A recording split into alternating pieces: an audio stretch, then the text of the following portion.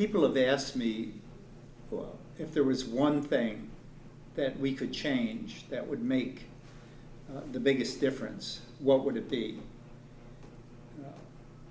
It wouldn't be a magic pill, and it's not going to be easy, but it's going to be like a lot of good things that we have to do in life. It means changing a bad habit. When I look at hundreds of hours of videos of Japanese classrooms where they get high performance from ordinary teachers, and hundreds of hours of US classrooms where we get ordinary performance from very good teachers in many cases, I see the goal of the Japanese teacher is different than the goal of an American teacher. The American teacher looks at a problem they're going to use in a lesson and asks themselves, how can I teach my kids to get the answer to this problem? The Japanese teacher asks, what's the mathematics they're supposed to learn from working on this problem? How can I get them to learn that mathematics? Now, those might not seem so different when you first think about it, but they are. And we'll see some examples. This is what was at the center of my thinking in all the standards work that I did. And it fortunately became contagious. And this will help you understand why the standards are the way they are. So I'm going to take a little detour to ask this question. In the California tradition, it's multiple choice. So, you know, obviously, number 4 is the answer that's supposed to be correct. I watched hundreds of hours of videos of Japanese teachers, American teachers, German teachers teaching 8th grade in algebra. These are at middle schools, not at high schools. And it took years for me to finally see the obvious. It's one of those.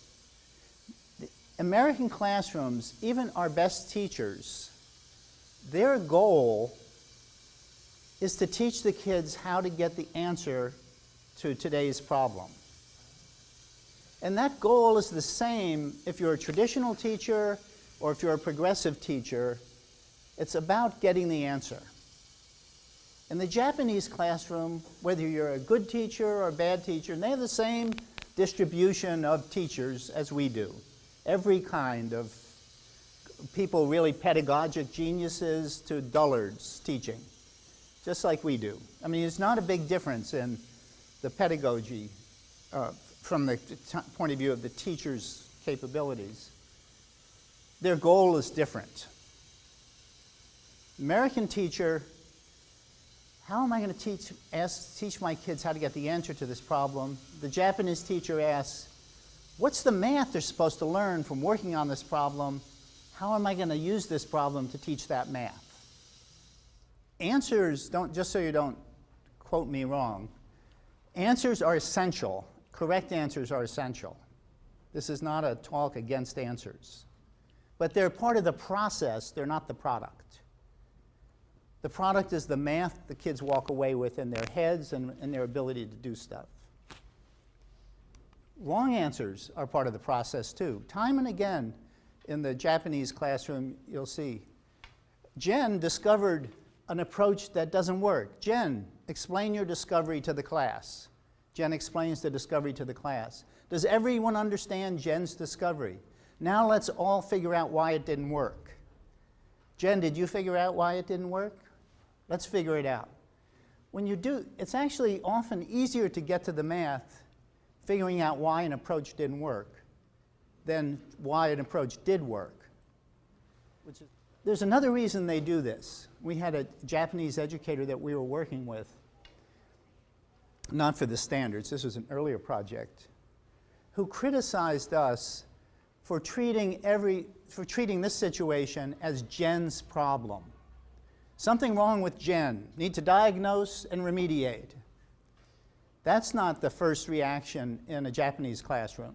First reaction is, Jen is the canary in the mine shaft. That approach that Jen discovered, any one of you might go down that path tomorrow or next week or the week after. And what's your name? Parker, he was like this. He got the answer real quick. He might have got the answer like that because he made lucky assumptions. They might be lucky assumptions he learned last year or whatever it is, but his understanding is not very robust. Next week, I'll give him a different problem. He'll make those same assumptions. They won't work for that problem. He'll be confused, and he'll wind up where Jen is. So I'm treating Jen as a symptom of the whole class, not as an individual psychological problem. And so for Parker, what I'm doing is making his understanding more robust and deeper. So there are three necessary things we need to do with a math problem. Answer getting, we're not saying that's bad. And in the SERP work, Jen was involved in the early days, in the SERP work, one of the things we've discovered in trying to figure out why kids have problems with word problems is that they don't even bother to try to make sense of the problem. They rush to answer getting. They immediately start doing experimental arithmetic with the numbers, and they do the easiest. The strategy is really something that works pretty good in elementary school. You look at the numbers and you do the easiest arithmetic you can do with those numbers. And if it comes out even, stop.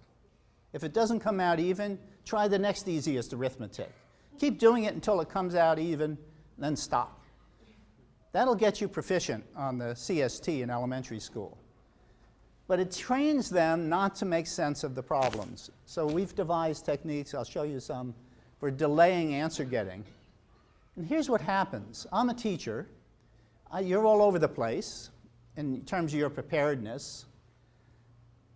I have to keep going. I got a pacing plan. I got to finish the book, whatever it is.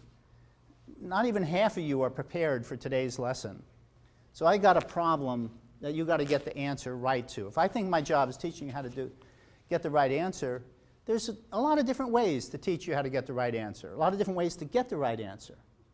One of those ways is for me to teach you some math you don't know already, and then show you how to use that math that you're still not sure you know, you're not too sure of, you've never used it before, you're an absolute rookie at using this math, a beginner, to show you how to use that math you just learned, and you just forgot, you just remembered again, to get the right answer.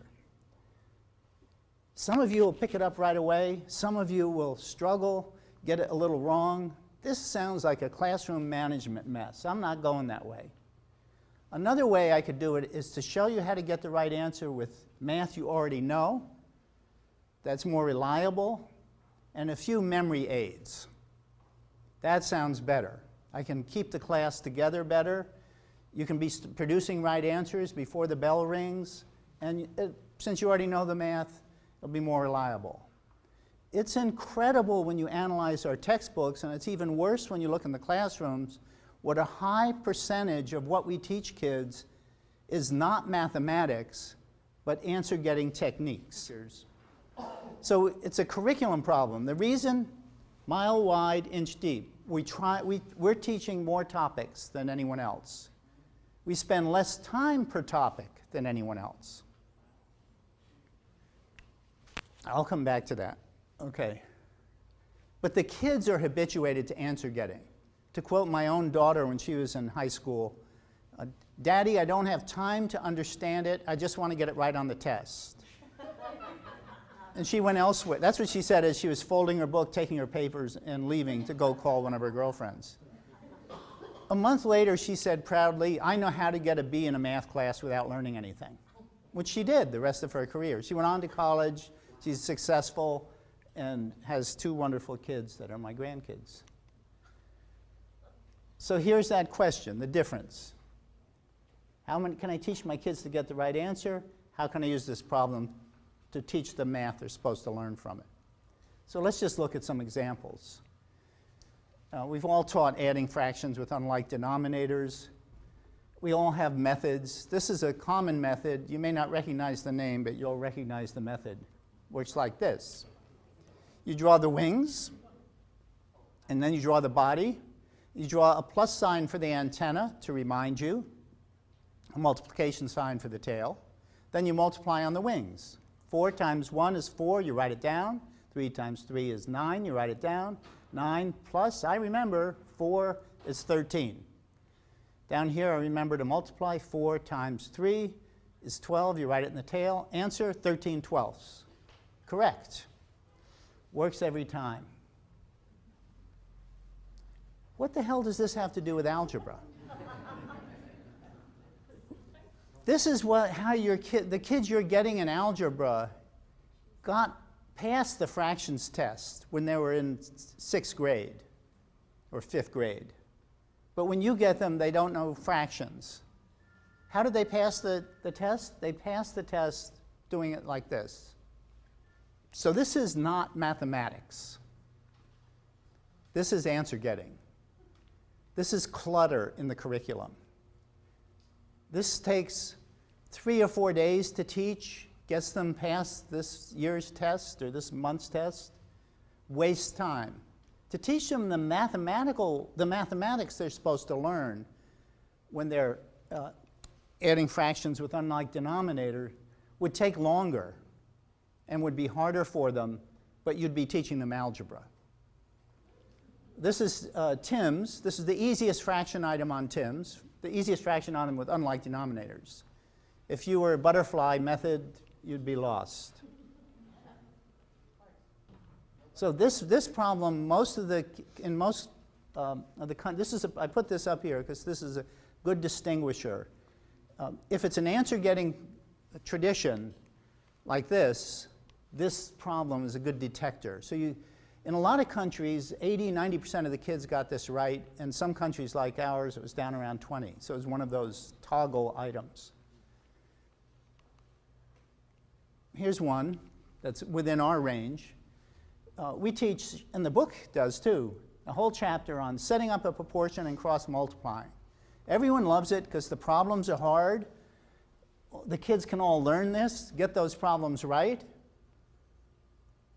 But why? These are like 6th graders. They're just learning what an equation is. Why would we show them the equal sign? And why would we, just as this uneasy understanding of equations, show them an equation and call it something else? Why are we calling it a proportion? And then the same year, we're saying distance equals rate times time is a proportional relationship. Wait a minute, proportion. Isn't that A over B equals C over D? What has that got to do with distance equals rate times time? The word proportional is being used in a different way. When you do distance equals rate times time and say it's a proportional relationship, you're using the language that will still be used when you get to calculus.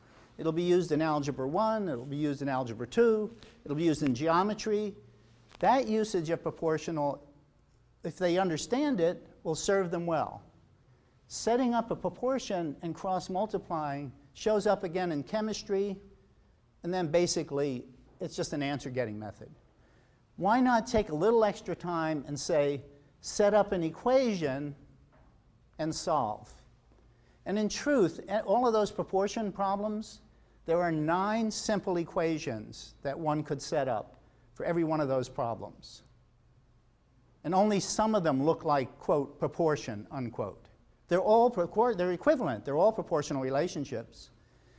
What we want is for the kids to see and understand that those 9 equations are equivalent and all give the same answer, not that there's one of those 9 that's magic. And that's teach them how to set it up. Set up an equation and solve. Because how are they going to solve it? They're going to solve it by multiplying both sides by the same thing or dividing both sides by the same thing. In other words, algebra. You're teaching algebra. FOIL method. This is algebra. You know, first out or inner last, everyone does it. Not you. It's faster and more reliable than teaching that this is an application of the distributive property. Because to apply the distributive property, you have to do it once, and then you have to do it twice. And the second time you have to do it 2 times, because there's 2 terms. The FOIL method works all chapter long. Next chapter, you have to multiply a binomial times a trinomial. What happens to the FOIL method? Distributive property still works. The way the distributive property works with polynomials, it's very deep, and it turns out to be where integration comes from when they get to calculus. I mean, it's all over the place. It's as the foundation. Canceling. So we all tell them, kids, you know, it's nothing wrong with the word cancel. It's casual. You know, this x cancels this one, this x cancels this one. There are 3 left, so the answer is x cubed. That's correct. What do they do? Here's you have x fifth, this one, this one. They all cancel out. Answer? 0. About half the kids pick 0 on a standardized test for this. It's on most tests will have something like this. Why are they saying 0? It's just a procedure. They don't understand the meaning. They should look at this. Anything times its inverse is 1. You don't even have to do anything. If it's the same on the top and the bottom, it's 1. So what's canceling really about? I'm not against using this word, but they should understand what it is. X over x equals 1. It's the identity element for multiplication. The reason I went through all of this is, you know, the mile wide, inch deep, we all hear that and we think someone's doing it to us. But one of the things we need to do is think, I'm doing it. All of us are doing it. Teachers are doing it. Principals are doing it. Districts are doing it. Textbooks are doing it. Tests are doing it. Standards are doing it. But this is how teachers do it. All these things, canceling isn't math, so you added it to the curriculum. FOIL isn't math, you just added something to the curriculum. Most of the time, you're not only adding, but you're leaving out the math. Teachers have their part in making things mile wide, inch deep, and mainly it comes in the form of methods for answer getting that avoid the math or hide the math.